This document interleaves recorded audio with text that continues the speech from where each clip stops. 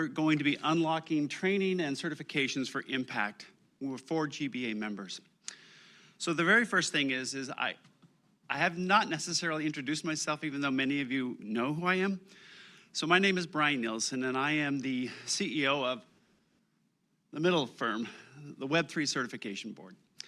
And I have been involved not only with GBA, but also the Blockchain Academy for, I guess, since 2017. So really what I wanted to share with you as a part of that is to help you understand that there's a high level of importance in terms of understanding blockchain, understanding how its role is expanding and how it needs to be implemented within government and enterprise sectors. So what we're going to do is we're going to talk about some of the exciting things that are happening.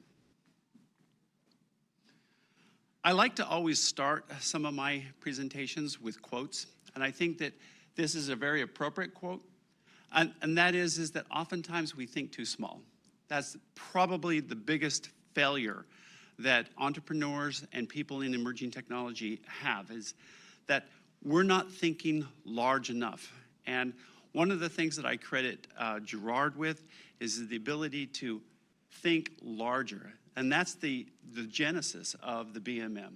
So he had been an assessor for a different type of maturity model and for many, many years. And it was part of that background experience that allowed for him to understand the need for actually something like this, the BMM. And that's what we had previously. So the other aspect of it is that one of the things that is important is that the issue of training.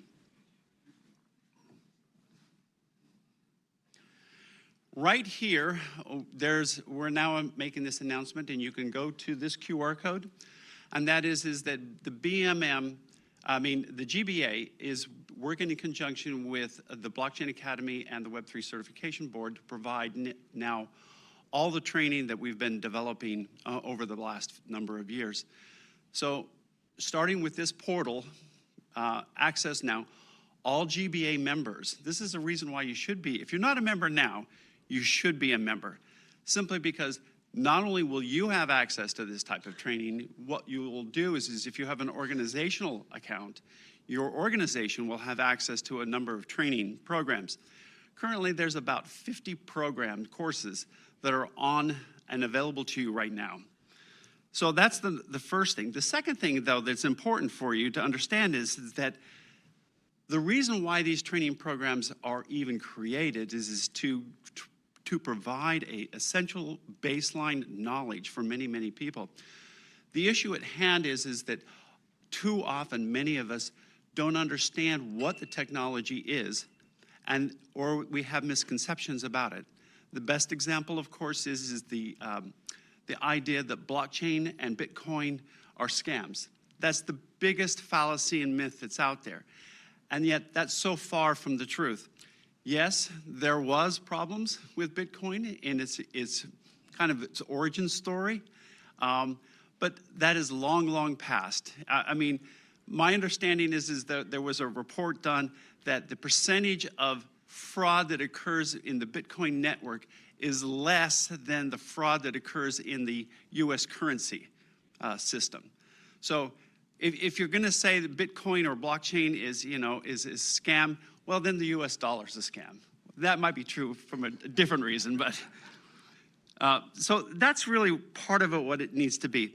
But the other aspect of it is that what we need to do is we need to make sure that when we start thinking about deploying these types of technologies, and Bitcoin is really part of the larger Web3 ecosystem, we need to make sure that stakeholders and developers both understand what they're trying to do. So part and parcel with this expansion of training now that's available to all GBA members, this is kind of a list of some of the courses that you can have. Certified Blockchain Enterprise Advocate. There's one for financial analysts. There's one for a government advisor. There's for health tech, insurance, legal profession, project management. The thing that is very interesting about Web3 and blockchain technologies is that about 70% of the people who will be working for firms that are using these emerging technologies are non-developers. So you don't have to be a developer to need to understand what is important about it. The second aspect of this, oh, another quote, I forgot about this. This is a quote that I've used, I don't know, maybe in 100 presentations, but it's really one that we have to take to heart, and that is that the people who are crazy enough to think that they can change the world are the ones that do. I actually think that's what GBA members are. We're crazy enough to think that we can change the world, and hopefully, we will be the ones who do that. The next aspect of it, though, is the following. We've been just spending the last essentially 45 minutes talking about the BMM. One of the things that Gerard and I have had as a discussion is that the BMM is going to be an essential certification model for the technology. The other aspect of it is, and we talked about having classes on November 17th and 18th, is that right? 16th and 17th. And that is we need to start certifying our assessors. And that's going to be an important part of it. And that's really where I'm coming in. Gerard and I have said many, many times and had numerous conversations about what is the importance and why is it important for us to not only have the BMM, but now also have certified and accredited assessors. So we're going to be working on that in conjunction with one another. This is coming soon. So even if you take the courses now, at some point, there might be an opportunity that you'll actually have to take an assessment, a proctored assessment, to actually prove that you understand what you've learned in those courses.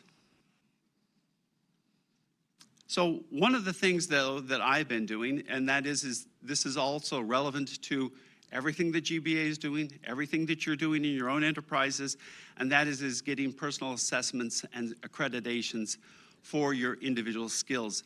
These are some of the certifications that my firm has been putting together.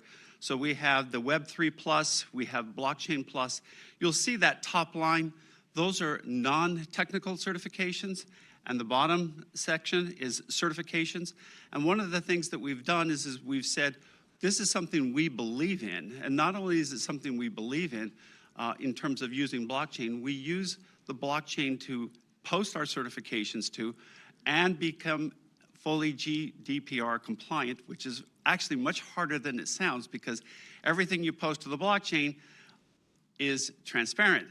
So the issue is how do you go about doing this? We've worked and created MyCreds, which issues then a soul-bound token to the individual so that they own their certification and can then individually share it with people, and it can be then independently verified by employers and others. As the BMM starts to grow in its expansion and adoption, the accreditation for the individuals doing these certifications and assessments is also going to grow in tandem with that.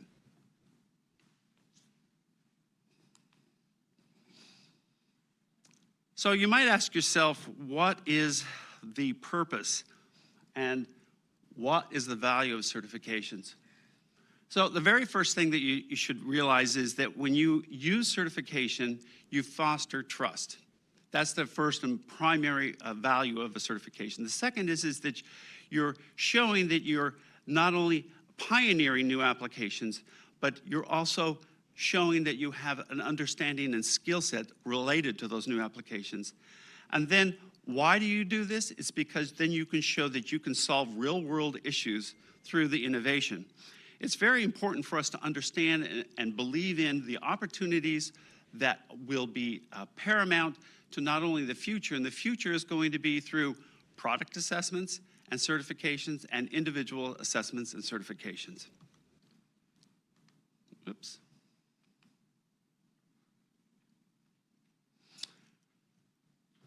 So, as a continuation of that same thought, the ability for certifications to assure people and assure organizations about your own competency and ability and the security that certification has been valid and granted to you is important.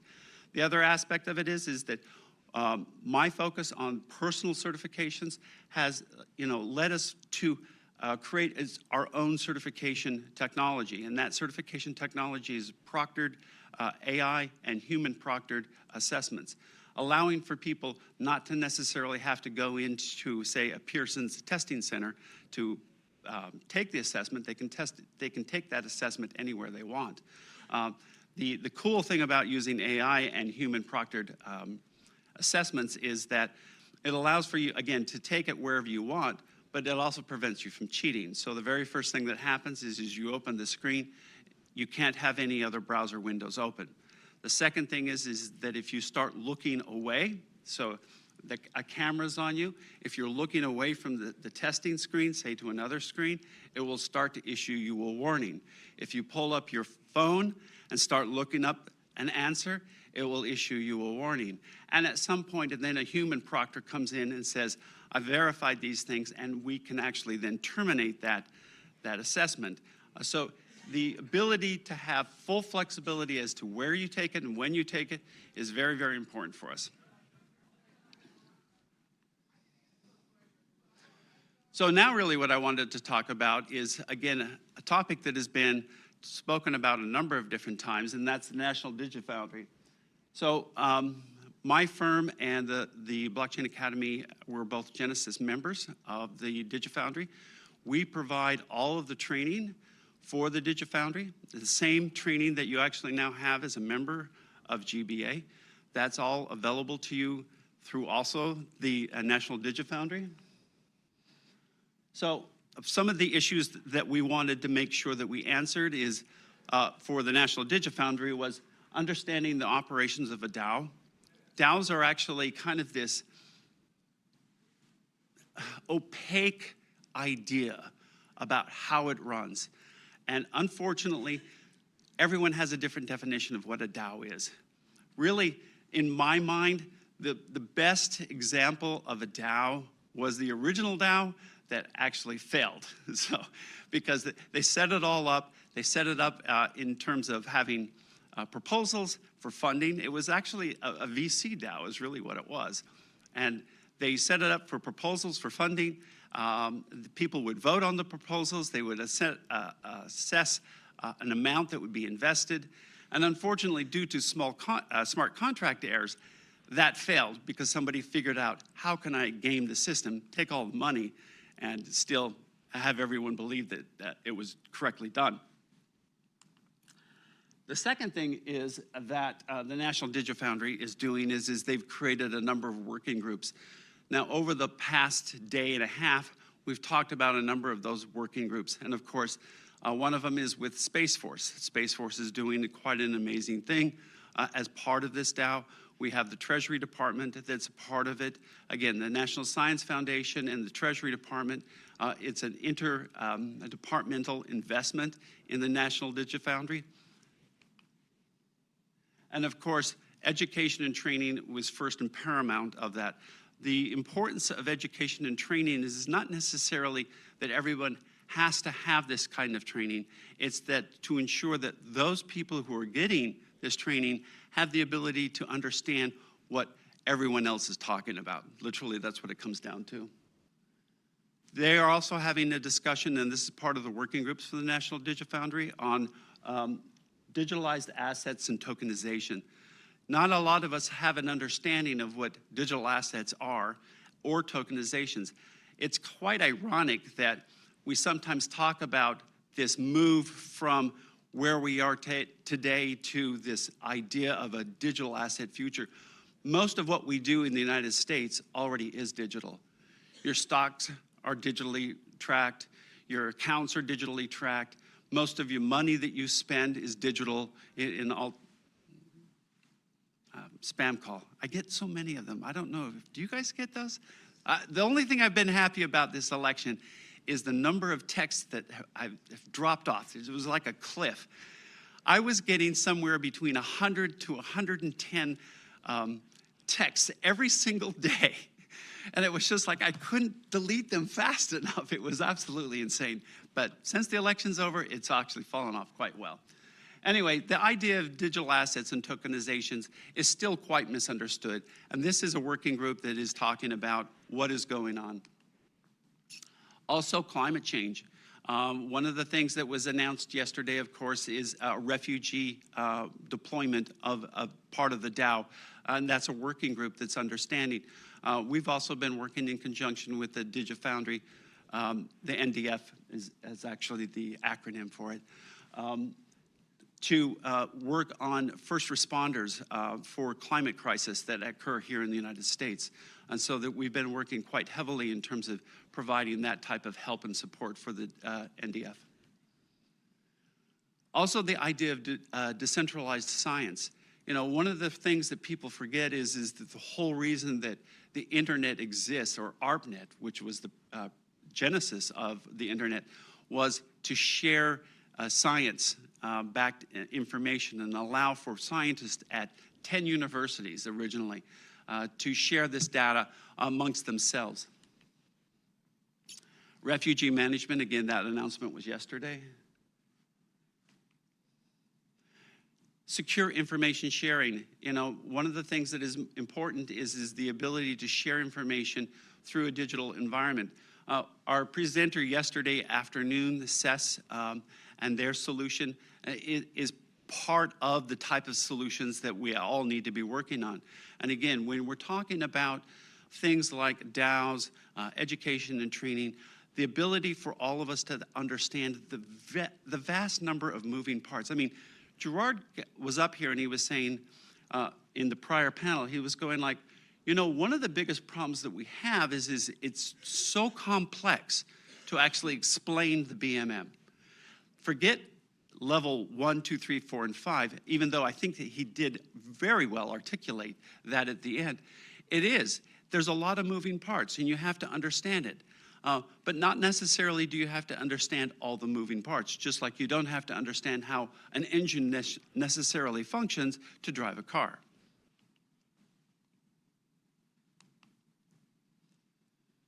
This was then a question that Kevin Jackson, he's the executive director of the NDF, asked as part of his question to the panel, the last panel, and that is the role of trust.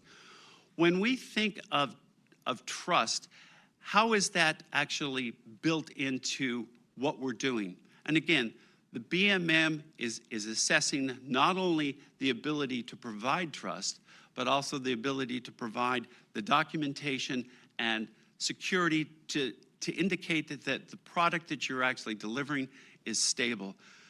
That's what also certifications do. That's why a BMM certification is so valuable to organizations who take that responsibility on to bring it up. The other aspect of it is that's why it's important for you individually to get the certifications that you want. This is really the idea of what I like to say, and that is that the future is really trustworthy and certified. What we've seen in the past is a very high dependence on sheepskin, so to speak. The idea that where you went to college and what you studied actually was the single and only verification as to your abilities. One of the things that Google taught us in the last 5 or 6 years, and that is they've said, I don't care where you go to college. If you can take these free online courses and pass them, I'm not going to guarantee you a job, but I will guarantee you an interview. And that is more than better access than almost anything that we can imagine, simply because these people are now proving themselves to be trustworthy with the ideas and concepts. The idea for me, though, is that the future is trustworthy and certified. It is paramount to the implementation and the expansion of blockchain technology as it grows. I'm ending a little bit early because they told me originally I only had 20 minutes, but then when I was looking at the schedule, I had actually more. So I'm willing to answer any other questions that anyone has about either the certification, the training, and again, the training that's available to all of you as global, as government blockchain members, GBA members, is the same training that we offer through the National DigiFoundry. And of course, I would encourage all of you to, if you're not a GBA member, to become a GBA member today.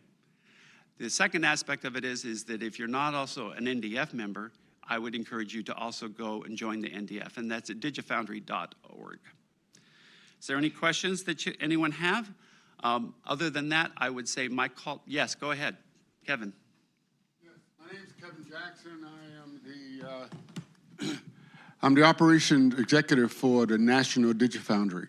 And I'd like to say that this organization has provided a wealth of references, information, and leadership for the National DigiFoundry as we launched and started providing services. So the Blockchain Academy is an awesome and trusted provider of education and training, and he didn't even pay me for this. All right, I just wanted to say thank you, I appreciate Brian, that for all the testimonial. If that will support. be on the YouTube video, I appreciate that. I'll highlight it. Are there any other questions? And again, one of the things that's important is, and this is my personal belief, is the value of training. And training isn't just a one-time thing. It's over and done with. It's really lifelong learning. If you were to try to take all of the courses that we currently offer to GBA members or the NDF, it would take you maybe a half year if you did it 8 hours a day every day. That may not even give you enough time to do the projects as part of it.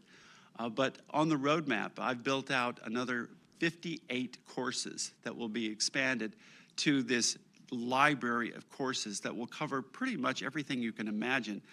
We've been thinking about things in the RegTech space, so for compliance. One of the things that I don't know if the BMM actually covers these things, and that is what do you do from a regulatory and compliance manner? Are you addressing things like AML and KYC? Have you looked at, the issues of OFAC and how is it going to impact what you're offering and who can be a potential member as part of these things? The compliance and regulatory aspects, in my opinion, are going to be one of the things that will impact this industry in a larger manner than we personally think. We all think, or at least for me, the most exciting part of it is the technology. And we go, I can do this amazing thing. Now, that doesn't mean that this amazing thing is not amazing. It's that, will this work in the environment, regulatory and compliance environment for people outside of your own organization? And this is a big question that you absolutely need to have. There also is issues with regards to understanding specific nuances.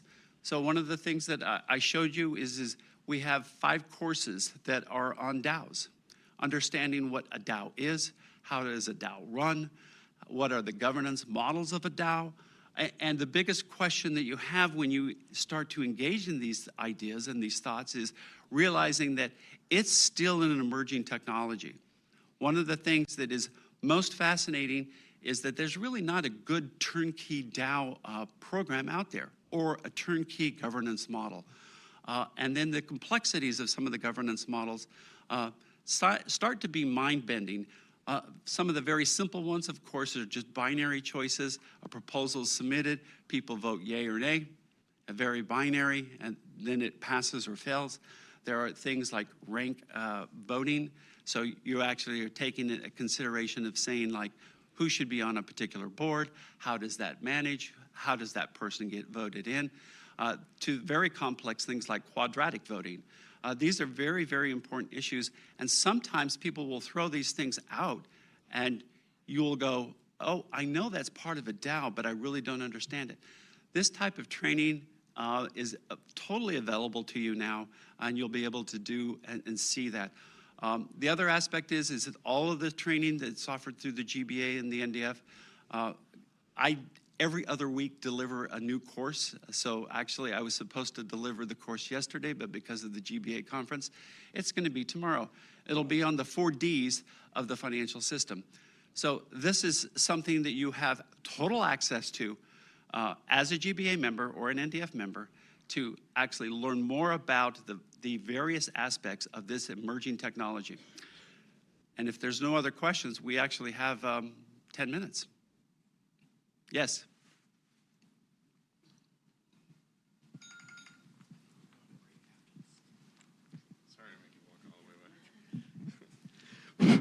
So one of the things, when I was teaching at the Baylor system, we actually had certification from a company called SAP. And we also had certifications from PMI, for example. Yes. Have you thought of expanding this program into the universities? And if you want to, I can help. Yes, I would appreciate your help. One of the things that I didn't say is why our certifications are different and why they should be valued. We're in the process of getting our certifications ISO accredited. So if you're not familiar with ISO, it's the International Standards Organization.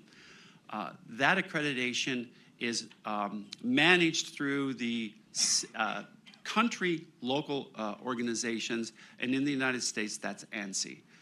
So in particular, the process of getting an ISO certification is A, very expensive, and B, laborious. When they were talking about all the documentation that you need to have for a BMM, I can only say it has to be similar to what it takes to actually get a certification ISO, ANSI and ISO approved. The beautiful part about it is that even though it's anywhere from a 9 to 18 month process, as those certifications, part of the process is you have to issue certifications as part of the accreditation process. But the good thing about it is once the accreditation finally is given, all the people who got that certification, it's available to them also. And again, so the certifications are at additional cost. It's an assessment, just like your PMI assessment, or if you took a Scrum assessment. This is very, very similar. We've mirrored that same type of market. So you can get all the training that you can for free through your memberships, but then you would have to pay for the individual assessments. But again, they will all be ISO and ANSI approved, or ANSI ISO. So, and go ahead. Yeah, okay. I have a question about the research and development process of any project or product development. So in the structure of how you build a product, let's say for blockchain, there will be sort of hierarchy in that team. And how can a primary investigator of a research protocol that's going to be an innovation for a product, for a blockchain, going to be trained to understand how the team is working on the entire project? So, I'm not sure if you're asking about the BMM assessors or the internal teams. The BMM assessors will be working on a project that will provide certification for the assessors. We already know that they're offering training to people who are taking the training from the enterprise standpoint. So Tom was actually talking about the process that Oracle went through and how some of his team went through that training. The certifications will be actually for like GBA members or people who want to resell or be a part of those BMM assessments. The whole key is that we're trying to raise the quality, the level, competency, and trust in those people who are conducting those assessments for BMM applicants. No, but what about the tech? What about the people who are actually working on the development? They're not assessing, they're working. Well, so that again would be on the enterprise side of things. I think that every organization would manage that separately in terms of how they manage it and how they're responding to requests by the BMM assessors. I don't think that there's necessarily an SOP, a standard operating procedure or structure that can be used by an enterprise. They will actually do it kind of ad hoc, I'm sure.